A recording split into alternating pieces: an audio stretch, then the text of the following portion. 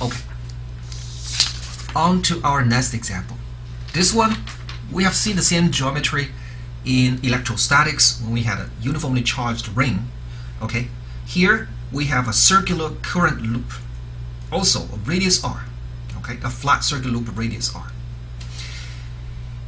Instead of putting uniform charge on it, well, what I have now is a conducting loop which carries a current I flowing in this sense. Okay, so you see the current leads in from here and leads out from there. Alright, what I want to know is what is the magnetic field at the point P here. At a point P here. Now before I can do any calculation, let's first determine the direction of the magnetic field at point P. I can argue, again from symmetry, that the direction of the magnetic field at point P has to be along the x-axis. There is no question about that. It's got to be along the x-axis. Because if it's not along the x-axis, then guess what happens if I turn this loop about the x-axis? You know, the x-axis is the axis of symmetry of this loop, right? So as I turn around it, does anything happen? Not really. The B field should not change. So what kind of vector is such that as you turn around the x-axis, that vector doesn't change? It's a vector that's got only x component. Okay, otherwise it's going to turn around. So the B field must point only along the x direction. Okay, in particular, does it point this way or that way? Well, you can easily see. Okay, you can easily see that it's going to point this way, away from the source. And the way you do that is to use the so-called right-hand rule, using the 4 fingers to wrap around the direction of the current, and the thumb will tell you the direction of the B field. It will tell you the direction of the B field. Okay, let's make sure that is the case. Okay, let's make sure that is the case. Look at a little segment of the current, ds. Okay, at this particular case, ds just points along the z direction. For this particular segment, it happens to point along the z direction. Now, this distance from here to there, we call it r. It is from the source to the point of interest. If I use a unit vector along the r direction, then dB at point P produced by ds would have the direction of ds cross r.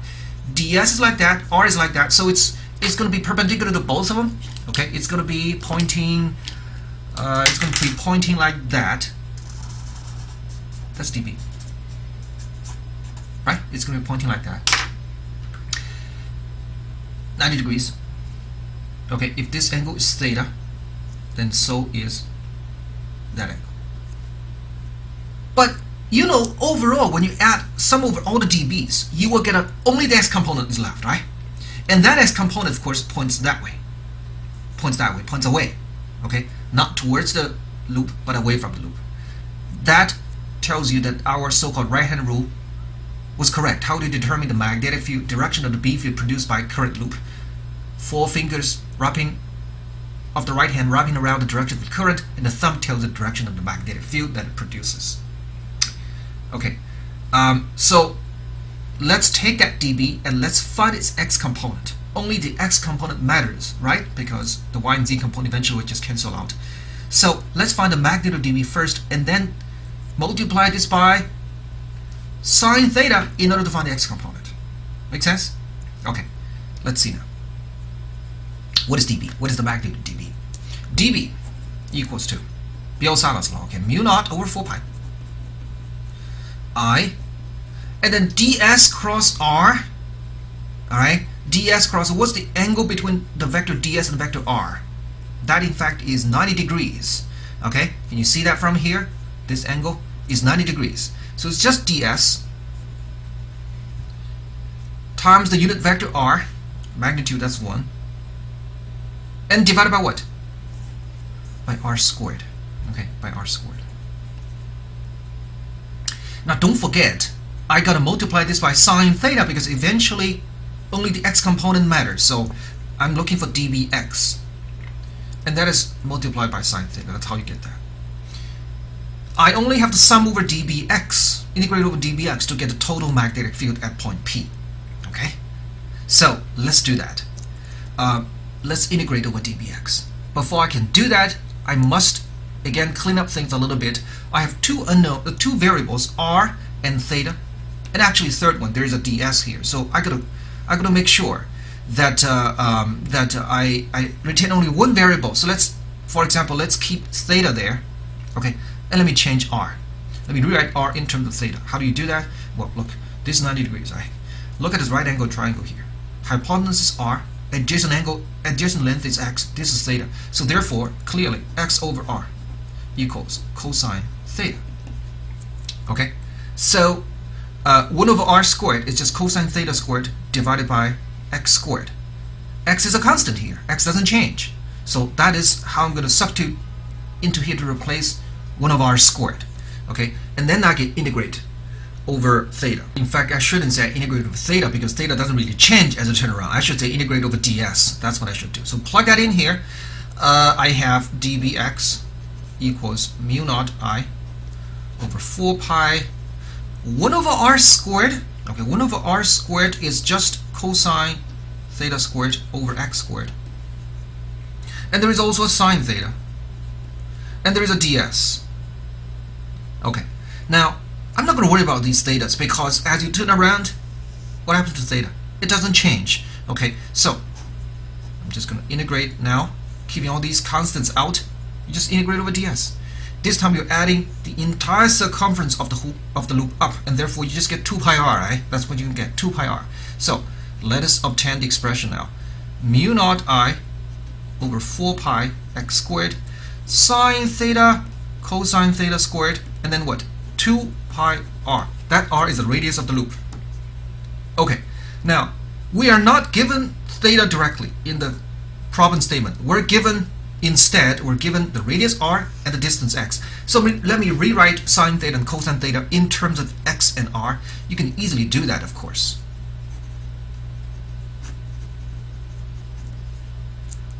What's sine theta? Sine theta is radius r divided by big R. Radius r divided by small r. Radius r. Small r itself is the square root of x squared plus big R squared, right? This squared plus that squared into square root, and then times cosine theta squared. Cosine theta is x squared. Cosine theta is x over r, so cosine theta squared is x squared over small r squared. Those two x squared cancel. Small r squared is x squared plus r squared. Okay, and don't forget there is another 2 pi r here. 2 pi r here. So we obtain the final expression mu naught I over there's a 4 pi, there's a 2 pi, so you get 2 left, and there is an r squared, right? R times r squared. What else do you have? You have x squared plus r squared to the power what? 3 over 2. That is your final answer, the magnitude. What about the direction? The direction points along the x-axis. So B. Let's find it. Let's write the expression, the vector expression. Okay, this is a full vector expression. Now, let's check the dimension. It's got to be mu naught times current divided by some sort of length. There is a mu naught, there is an I. That's good. Now, look at how it depends on r and x. Overall, what is the dimension that you get? X squared plus r squared. Okay, that's length squared to the power 3 over 2. That's so in the denominator you have length to the power 3. In the numerator, length to the power 2. So that's perfect. Overall, you get 1 over length, which is right. Okay. And in particular, one can look at how this expression can be simplified when you look at this loop from a very far distance. In other words, when the loop looks very small to you. That happens when x is far greater than r. Okay, so at x far greater than r. So we look at this loop from a far distance. B approaches what? Let's see. B approaches what? When you see x squared plus r squared, you can throw away that r squared because x squared is much greater. Alright, so you have what?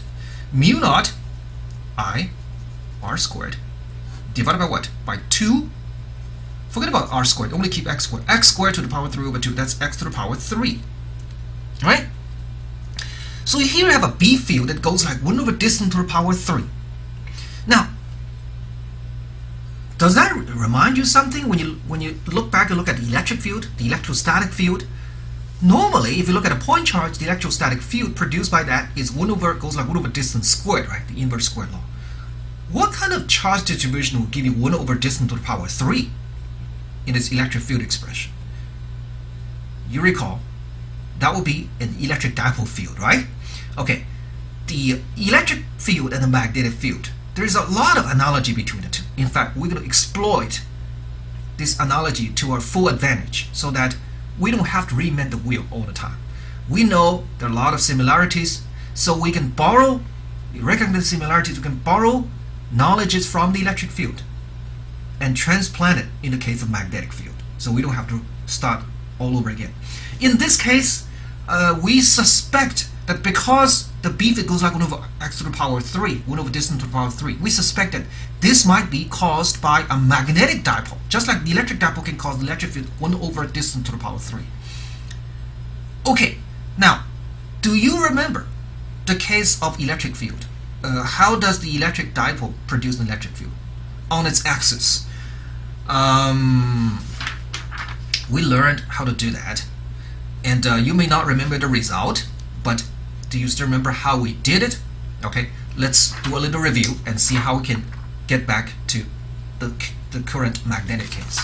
Okay, so we suspect that a small current loop may behave like a magnetic dipole because its B field is analogous to the E field created by the electric dipole. So we can compare with the electric dipole. In the case of electric dipole, okay, you had, remember the example we had a negative charge and a positive charge here? Okay, and there is a dipole moment P, which is Q times A, right? And the electric field there, how did we calculate it? Okay, if you forgot that, you know, the basic idea is you take this field plus that field, right? This field plus that field, and these two fields differ by only a little bit, right? So, and they're opposite in direction. So remember how we did that? We add these two fields up. That was equivalent to taking a derivative. Okay, go back to chapter 23 and review that. You find the electric field of a dipole is what is it? dx of the electric field of a single charge, which is Ke Q over R squared, or in this case X squared, times A, right? Okay, with a negative sign, because the overall direction, it turns out, has to be like that. Now, from that, we got Ke Q A, there is a 2 over x to the power 2, x to the power 3. Okay, Ke is 1 over 4 pi epsilon naught, so 2 Ke is 1 over 2 pi epsilon naught, and so it's 2 pi epsilon naught, x to the power 3. What about Q times A? That's P, the electric dipole moment. Okay, you recall that expression? If not, go back to chapter 23 to get that. Now, here in the magnetic case, we have a magnetic dipole. Okay, recall the concept of magnetic moment. The magnetic moment for a current carrying loop of area A was defined as mu equals IA. Remember that? It turns out this so-called magnetic moment really is just a magnetic dipole moment. Okay, it's just a magnetic dipole moment. Let me show you why that's the case.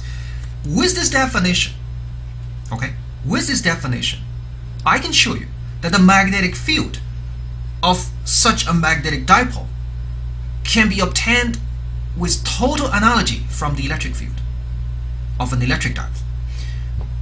B, if you believe in the analogy between E field and B field, okay, then when you see P, what do you think you should replace it with? You should replace it with mu, right? The magnetic dipole moment. And when you see 1 over 2 pi epsilon naught, what do you think you should replace it with? 1 over 2 pi is still 1 over 2 pi, but 1 over epsilon naught should be replaced with not what was 1 over mu naught, but mu naught itself. Remember, one numerator, one denominator, and 1 over x to the power 3 is still 1 over x to the power 3. So we expect something like that. Is that right?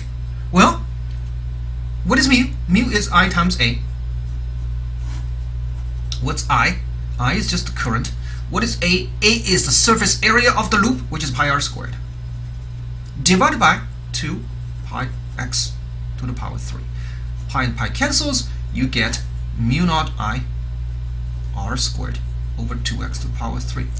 That is exactly the same as we saw in the previous page.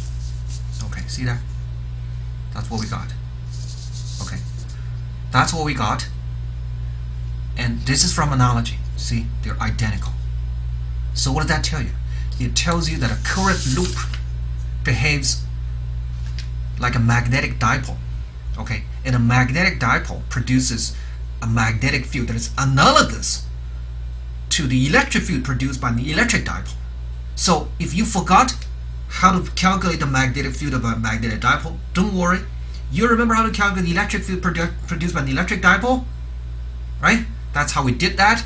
And that, in fact, is obtained directly from Coulomb's law. You just take the expression of a single point charge, you differentiate it, you get the electric field of an electric dipole.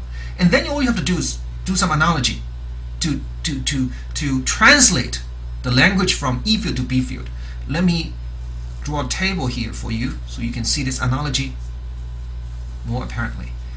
E field and B field produced by electric and magnetic dipoles. Okay, whenever you see epsilon naught, replace it with 1 over mu naught, or 1 over epsilon becomes mu naught, same thing. Okay, whenever you see an electric dipole moment P, replace it with mu. Okay, this of course is QA, and that is I times the area A.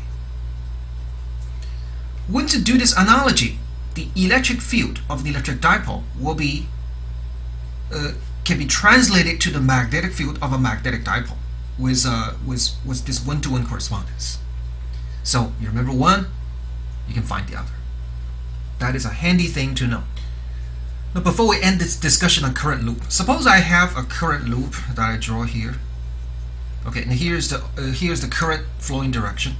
The right-hand rule tells me the direction of the B field above the loop is like this. So below the loop is like that. As a matter of fact, you can draw a whole bunch of B field lines like this. Okay, it's like this.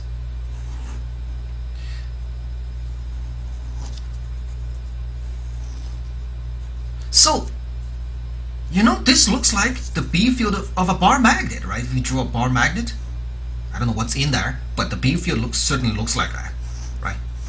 It comes out of the North Pole and gets into the South Pole. North Pole and South Pole. So ever wonder how come you can never separate the North Pole from South Pole? In other words, when you see a North Pole, there has to be a South Pole right next to it. Why is that? Well, if you can imagine that this bar magnet actually is analogous to a current loop, then you can understand why you can never separate these two poles. Because look, you don't have separate so-called magnetic monopoles or magnetic charges. Rather, all you have is just a current loop. That's all you have. Or in this case, a whole bunch of microscopic current loops pointing in the same direction. So, if you have a loop like this, there's really no charge, no magnetic charge, right? Just a current flowing like this. So obviously, when you see magnetic field lines emerging from here, you say, okay, here is a North Pole. There has to be a South Pole here, where the field lines go in, right? It is impossible for a current carrying loop to produce only half of the magnetic field and nothing down there, right? So therefore, the North Pole and South Pole will have to appear in pairs.